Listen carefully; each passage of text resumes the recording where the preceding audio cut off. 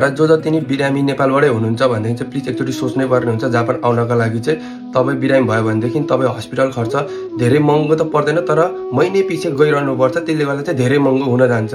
त्यही भएर स्कुल पनि छुट्छ, काम पनि छुट्छ, अनि तपाईँको भिजामा प्रब्लम हुने चान्स पनि हाई नै हुन्छ। म सोमबार हस्पिटल गएको, शनिबार आइतबार म बेसार पानी खाएर निको हुन्छ सोचेको थिएँ, त्यो निको भएन। अनि म स्कुल सोमबार गएँ, स्कुलबाट मलाई डाइरेक्ट स्कुलले कोरोना र इन्फ्लुएन्जा भएको होला भनेर सोमबार मलाई लिएर गयो। यहाँ पेपरमा देखाइन्छ होइन। अनि अर्को भनेको मैले त्यही दिन मैले यो 3टा औषधि पाएको चाहिँ नाम हेर्दा नि हुन्छ, डेट हेर्दा नि हुन्छ, नाम डेट नाम डेट। अनि त्यसपछि मेरो रेगुलर औषधि त यहाँ छँदैछ। अब फेरि यो पनि नाटकै जस्तो लाग्छ भने बिहान मैले 3टा औषधि खाँदैछु स्कुल जानको लागि। अनि